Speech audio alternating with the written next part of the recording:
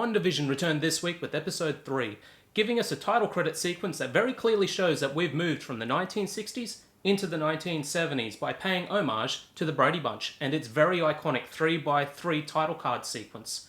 The episode picks up where the previous episode left off, and I have some thoughts about all of this, so honestly, spoilers, right here, from this point on. Come back after you've already seen episode 3.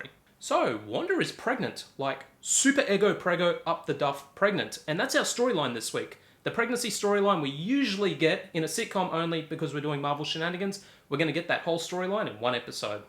The laugh track is still in place, but some of the rapid fire dialogue seems to have been toned down a little bit this week, and I think it's only going to be a matter of time before we ditch the laugh track completely and move into the mockumentary style, speaking to the camera format that's been made really popular with shows like The Office, Parks and Rec, and Modern Family. I'm pretty sure that seems to be the course that this series is charting at this point. One thing I did like this week is that we're starting to get some answers. Sort of. For every one question that's answered, I feel like another one pops up in its place. There's a moment at the beginning of the episode where Herb, Vision's hiya buddy next door neighbour, is cutting his hedge and starts cutting through the fence, and even though the laugh track continues, Herb almost looks dazed. And Vision looks confused, and it's all very unsettling. I think maybe some of our characters are aware of what's happening. I think some of them are under Wanda's control. It's all very hard to tell at this point. Actually, that's how I would describe this episode. Unsettling. We're beginning to see behind the sitcom facade, and there is a pool of darkness just welling beneath. This is compounded when Vision confronts Wanda and tells her that something is incredibly wrong. Instead of continuing on this moment, the episode jump cuts back to a few seconds earlier, and instead of Vision questioning his reality, he's completely forgotten, just like at the end of the second episode with the beekeeper. It was weird and off-putting, and another instance that shows that Wanda is manipulating everyone and everything around her, including Vision. Also, is Vision dead? Has Wanda brought Vision back from the dead? Let's add that to the list of things we need answers for. About midway through the episode, Wanda goes into full-blown labour and her powers actually start going a little bit haywire. Lights explode, the sprinkler system drenches the house, and Vision has to speed off to collect Dr. Nielsen, which is a nice little meta-reference to the Nielsen's rating systems, before he can go on his holiday he's been telling the audience about. While he's out, Geraldine, the nice woman that Wanda stuck in the magician's box in the previous episode, arrives to grab a bucket to help clean up her house. Now, we're led to believe that Wanda's powers here are actually influencing the entire town. And, while she's there, we get to play around with some more sitcom tropes regarding pregnancies. Wanda tries to hide her pregnancy from Geraldine while her powers are still going bonkers in increasingly higher stakes. At one point, she grabs a bowl of fruit and tries to hide behind that, which is another one of those absurd things that sitcoms try to do to hide actresses' pregnancies in real life. Considering the writers clearly knew this and incorporated these elements, it's all very meta and actually kind of clever. So, of course, the baby comes before Vision can return with the doctor and Geraldine has to help Wanda give birth.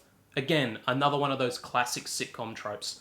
Vision arrives just in time to meet his son, but surprise, Wanda is having twins! And by this stage I've long since lost count of how many of these tropes can be stuffed into a single episode. While Vision is walking the doctor out, he wishes him good luck on his holidays, and we get a very creepy bit of dialogue where the doctor replies, "Small towns, you know. So hard to escape." Vision then overhears Agatha and Herb over by the fence whispering about Geraldine, who is still inside with Wanda. They're very concerned about Geraldine. No family, no husband, no home. And before Herb can tell Vision anything more, Agatha almost pleads with him to stop. There is some solid acting here by Hahn too. She looks anxious or worried, but it's hard to get a full read on her. Is she on Vision's side? Is she playing the villain? I have no idea at this point. Meanwhile, Wanda and Geraldine are still inside, and Wanda mentions that she too was a twin. While she's humming a lullaby to her children, Geraldine asks if he was killed by Ultron. And then the episode turns. The laugh track is gone. And when Wanda demands that Geraldine repeat herself, even her accent has disappeared. Wanda demands to know who Geraldine is and notices on her necklace the sword logo. the same logo we saw on the helicopter and on the beekeeper's uniform in episode 2. The babies are crying, Geraldine looks scared, and Wanda looks menacing. The tension here is electric. Such an insane opposite to the sitcom that we've been watching up until this point. When Vision re-enters the house, he asks where Geraldine is, and Wanda says she had to rush home. Smash cut to Geraldine being thrown out into the real world from a wall of static as SWORD agents rush in and surround her. In the background we hear the song Daydream Believers, which is a completely meta homage to the Brady Bunch, considering that the Monkees were a band created for that show as an analogy to the Beatles, who then went on to become famous in their own right. Kind of like art imitating reality, then becoming reality. Pretty appropriate for this show, I would think. This is all moving the plot along in a big way. We have clarification that Wanda is actually doing all of this. It's worth noting that Geraldine is not some random person who ended up in Wanda's world. She's actually playing Monica Rambeau, who is the grown-up version of the little girl we met in Captain Marvel. Wanda's twins will likely play a big role in the MCU moving forward.